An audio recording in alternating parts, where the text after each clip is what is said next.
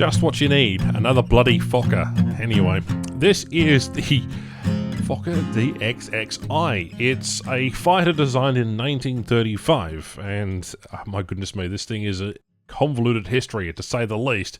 Aircraft for the Dutch Air Force and the Danish Air Force. Served in the Finnish Air Force, but is in the Swedish tech tree.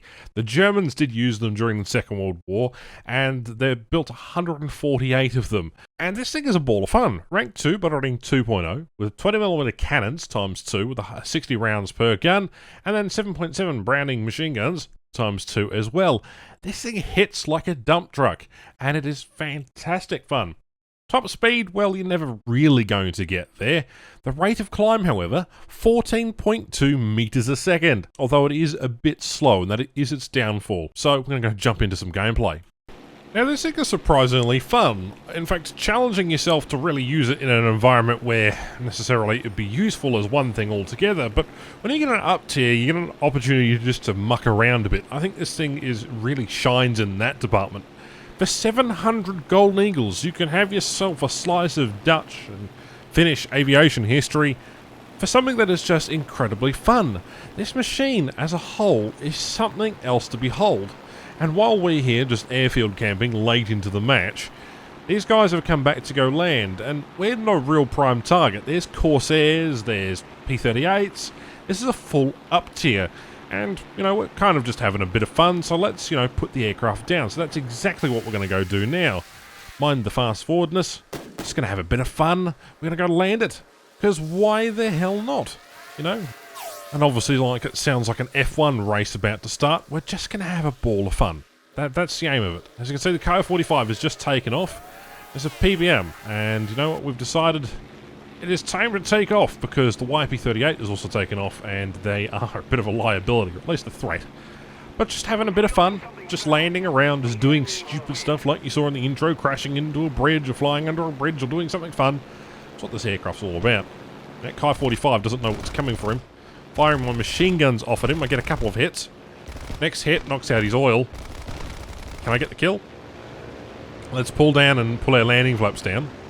Actually, we don't have landing flaps anymore. That's why we ripped those off. I forgot about that. And as you can see, this thing is incredibly heavy.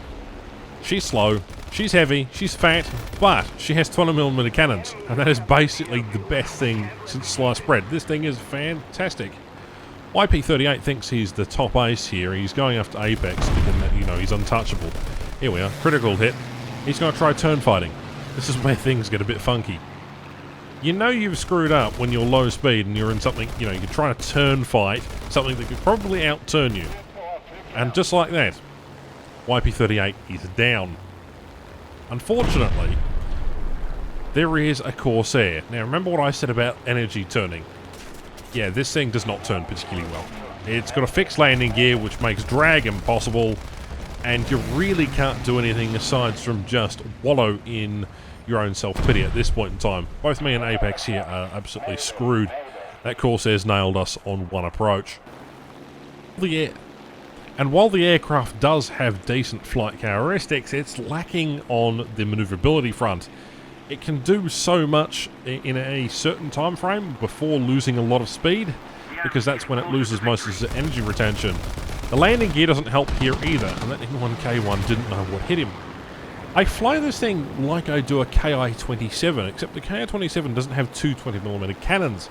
As you can see, doing head-on on anything is subject to change, right? No, it's really quite bizarre, this machine, and what it can and can't do.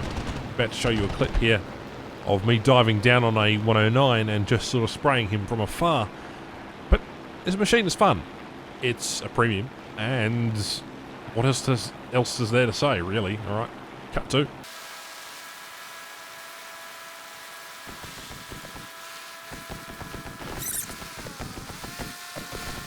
Okay, 109 has been tailed. We're directly on his 6. Now, unfortunately, he doesn't know we're here. That's okay. We're doing 520 kilometers, but as you can see, this thing with the landing gear, after doing a dive from about 2,000 meters, is particularly cumbersome. We've got a critical hit on the 109E, and we're about to get another hit. Yep, there we go. Pilot unconscious. Again, it's just such a fun little machine, and I'm going to reiterate that point. If you don't know what I'm going to necessarily talk about, well then watch Apex go head on with two fighters here. He just knocked out a 109E and another 109 within a space of 3 seconds. So now he managed to survive. Anyway, coming back to base, you got to be careful on the brakes. This thing has brakes like no other. Strongest brakes I've ever known, this thing. But it is kind of a cool machine. Let's watch Apex come in for another run. He's coming in, he's going to do exactly the same thing. Except I tell him to be careful on the brakes, because or else he'll do exactly like I did. And unfortunately, he just knocked his pilot out. So, be careful on the brakes when you're landing. Oh my god! As you can see, the maneuverability in particular with the rudder is fantastic. This thing handles like a dream when you push the rudder. But anyway, doesn't necessarily matter. 109, goodbye. Yak 1, not necessarily a problem either. However, my engine is a bit damaged, as you can see. Not a problem at the least, I can tell you this much. Come here, Yak 1. Don't go head on with this thing. If you see this thing in the wild, do not go near it with a 9-foot pole and a bloody rag on the end.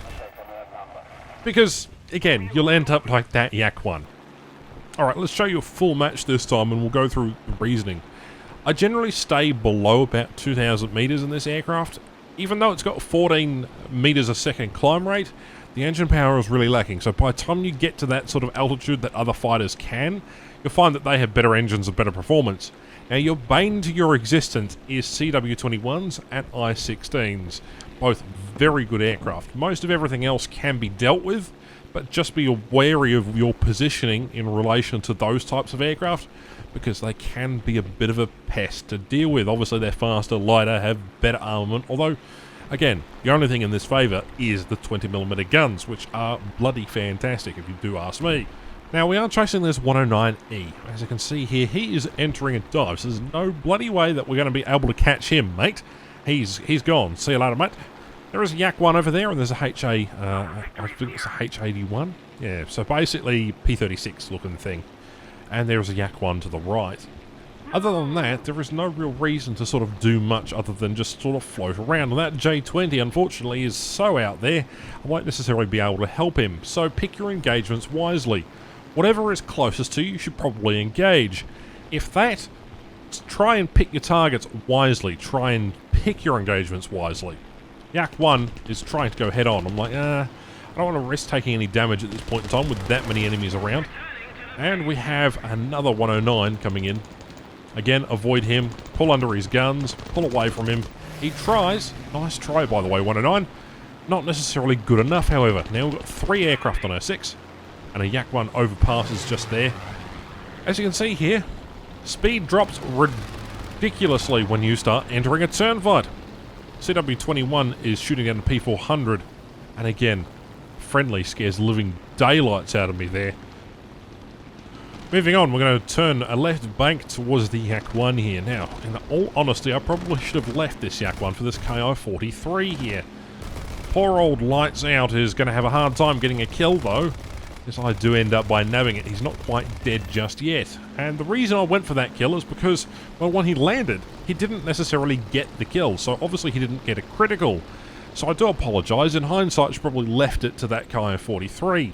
But anyway, we've got more targets up as things start falling to pieces. The 2 other aircraft that were over here are now disappearing, and there is no other aircraft except for that Yak 4. Well, Yak 4 is probably an interesting target to go after, so we're going to head towards that general direction. Now, we are close to the enemy airfield, but not close enough per se. There's a CW21 up above us there, as you just saw, and this is where this thing kind of just is a bit lackluster. Now, I do apologise for being a bit tired today. I've produced content and have been recording content and doing live streams every day since the patch came out. Yak 4 thinks he's going to be a bit of a cheeky bugger. Now, I pull him up in hindsight thinking that the KI-43 would actually be able to get the kill here. Fortunately, that's not the case. I thought I'd pull him up. Here I am stalling. You can see the stalling characteristics of this thing. Incredibly low speed. Just double checking my 6 there. Yak 4 still turning and burning. Obviously, the H-75 is probably chasing him. The bombs go off. He nearly kills a friendly. CW21 goes for a kill. Misses completely, and we have changed targets to save our friendly. That is the primary objective here. We get a good couple of hits on him. And for reference, I'm using stealth belts on this machine. What an utter fun one this is. And there it goes. We've managed to save our friendly. Now there are 2 aircraft left at their airfield.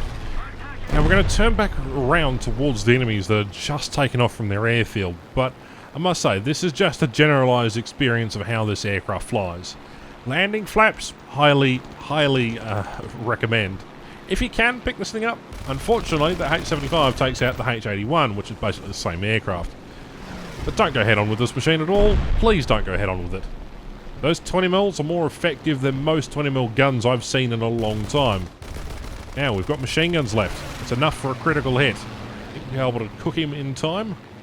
He is completely on fire, though. No Moscow Fire Department rescue for him. And we're waiting for the kill. Come on, can we get a kill confirm? Just one left. There it is, an aircraft destroyed. That is our 4th kill. Anyway, back to hangar. So yeah, this machine, incredibly heavy. It is incredibly heavy, but it's a fun machine to have around friends. So if you have a spare 700 GE sitting around, I highly recommend you pick this one up.